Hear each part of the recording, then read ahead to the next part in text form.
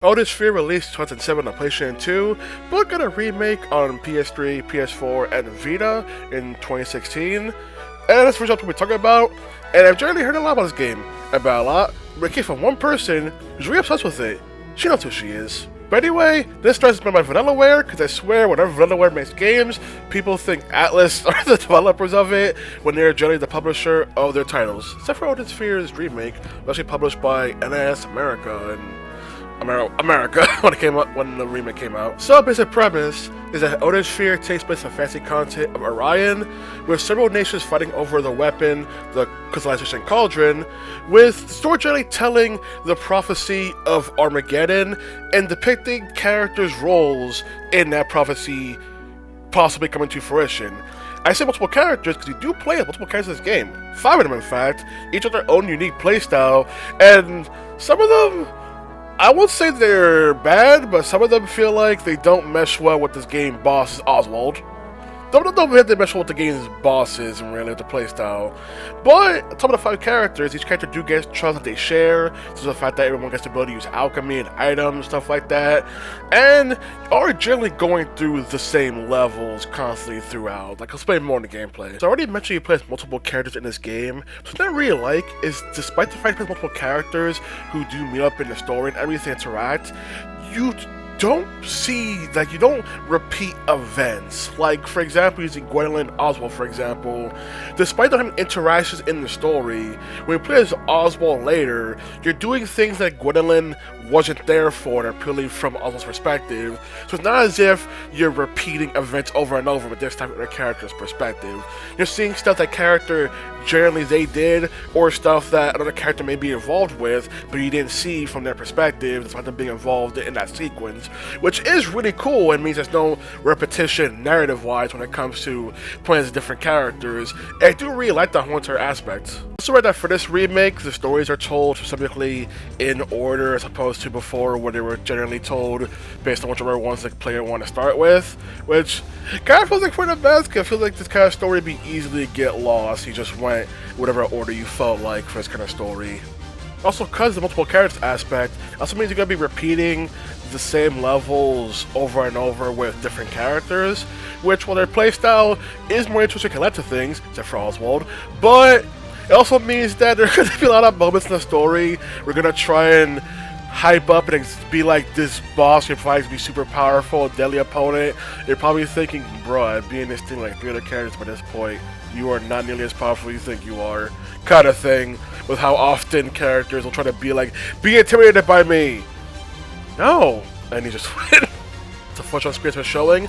This is a beat-em-up game with RPG elements. You do get experience, you do level up, you do get more skills, this giant whole entire skill tree, and you're able to get 2 kinds of experience, really. One being a small object more rare, but gets more passive buff and abilities you can get, and one being to give you more active skills, and also passive abilities as well. But what's really interesting is the fact that you also level up from fighting. You can also level up from just also either eating food or getting food or having food made for you. So it really helps with getting a lot of experience, but also kind of feels like it's weird how there are areas and sections that have recommended levels, even like side areas for side items that are like, hey, I recommend you having this level for this, but it's also like kind of like, yeah, but the game is just like this fast, level can't even really matter. I kind of feel like you have to really try to be under-leveled and unprepared for things going on around you, you know? Something that I really love about this combat system is the fact that you have 2 different special resources for skills. You have your PAL meter, which you use for skills, but you also have the Phozon meter you also able to use for skills. And man, the kind of combos you can do with that thing, because you can basically send people flying all over this game and then just keep extending the combo. It's just super cool, this kind of combat system.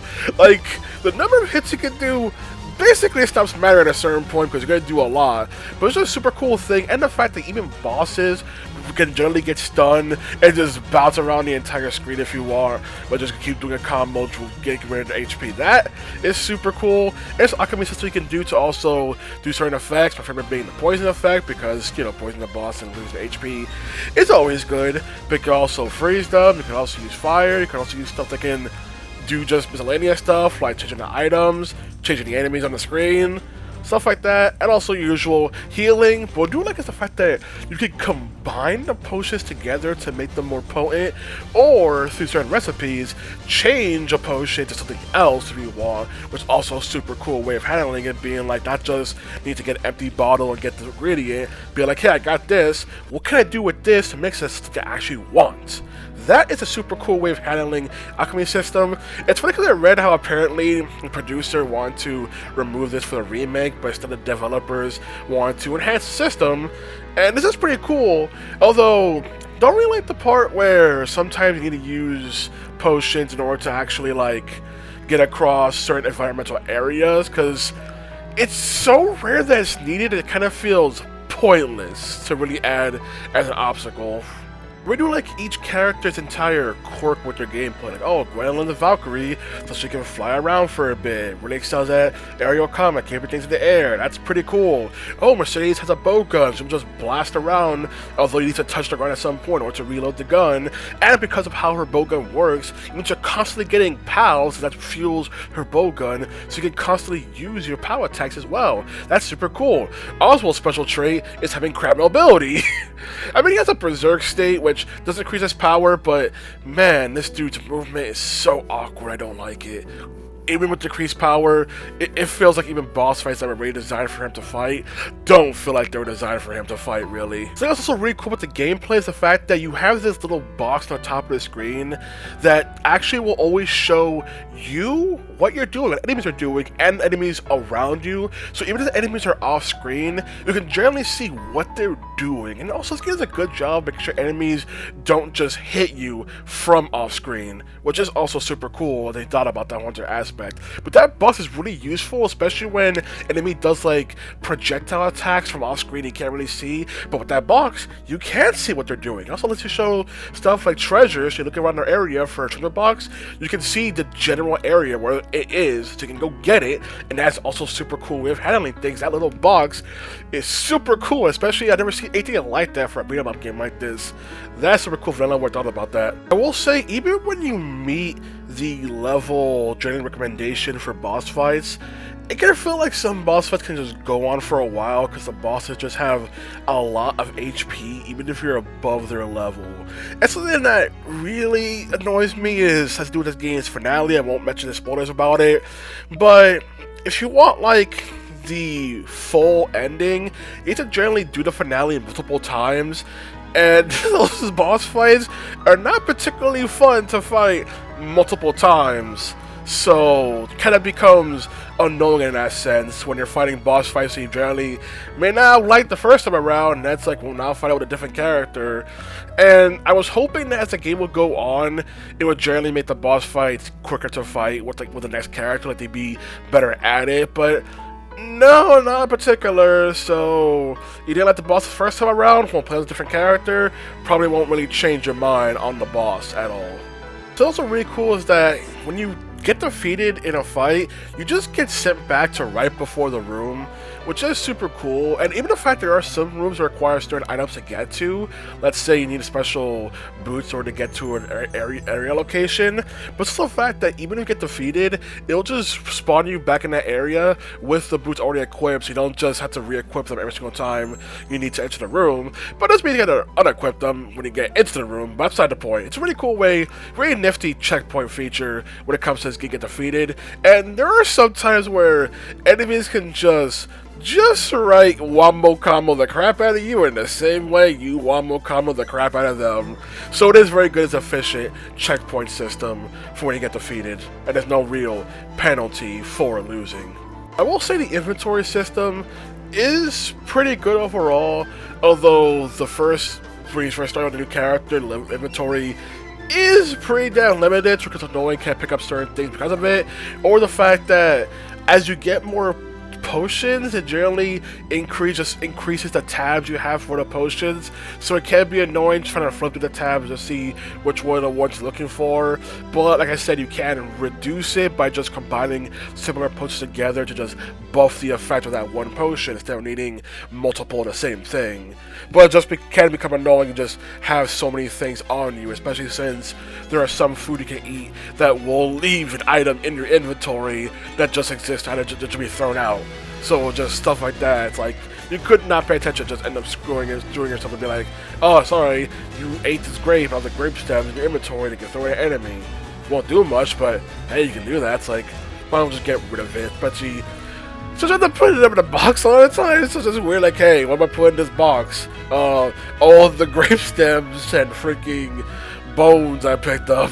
I also read up about the localization difficulty that Atlus had when they published the game back on PS2. The fact that for the PS2 version, minor NPCs were actually voiced by Atlus staff because of how much voice acting was needed for the game. The difficulty, the fact that in this game, the cutscenes auto-scroll when they have player input, so voice actors have to line up their lines with the text boxes as they appear, so that's that difficulty. The fact that apparently for the original version, there were some audio that was lower quality because to keep the cost down, they needed to do re-recordings. They didn't have the VAs in a professional booth, so apparently like, oh, there's all stuff from the original version with the remake version that you can play, generally having the voice acting being all professionally done and all high quality. But just some of those things, kind of funny things you learn about when it comes to development of this game, and just the entire stuff about localization difficulty. Or the fact that the localizer, who was the director at the time, also freaking had to also read Shakespeare books, that poor bastard reading Shakespeare, in order to try to capture the game's tone, also reading Beowulf. So stuff like that, just very fun things to learn about, especially probably if you picked the classic mode for this game and play the original version and how that was. Probably be way more noticeable there, but just like, that's just fun facts to learn about how, despite Atlus publisher, they do have a pretty big hand with the game's development, but the right side, they aren't the developer, that's still Vanillaware. Overall, I just really enjoyed the Odin Sphere. I really enjoyed the playable characters. Yes, even you, Oswald, with your aqua mobility. I really enjoyed the story. The finale and how it's done is really interesting. Like I said, you need to do it multiple times to get the full finale. Can be annoying, although it's not that bad, but it's like can be annoying. Boss fights, some of them aren't that great, and especially as certain characters, it feels like they weren't really built for that fight at all. So stuff like that, but overall, just a really good game. The gameplay is fun, doing same combos and stuff like that. The variety of the characters. I didn't mention that one of the characters, Mercedes, because she has a bow gun, she also gets like her own freaking auto-scrolling shooter sections just for her, which is a super cool thing to add an entire new freaking kind of level just to take advantage of her abilities. So that's pretty cool. That makes me wish that other characters kind of had that kind of feeling with their playstyles. So overall, it's just really good, and I don't know what else to say. This is a damn good game, damn good beat 'em up, and the quality of life stuff they added to this game do feel really cool. Although, part of me really wish I wanted to hear them, the 2000s Atlus staff having to voice minor NPCs, and that sounds like it'd be pretty funny. But yeah, I also found out read that the original also had frame rate issues with this remake. I've seen no frame rate issues whatsoever with this game, so it ran pretty damn well. So there's also that too. But like I said, the original is included as an option with this if you want to play that original version, which is super cool that Vanillaware include the original version of the game with this remake as well, since not many games do that. Like I know that Metroid Zero Mission does that, but it's a really cool option to add. Like maybe so like, you get two copies, two versions of the game in one. Which more games did that? Anyway, that's all I gotta say about Odin Sphere. Really cool game, and that's pretty much it. Just go out there, do one more combos, and just have fun.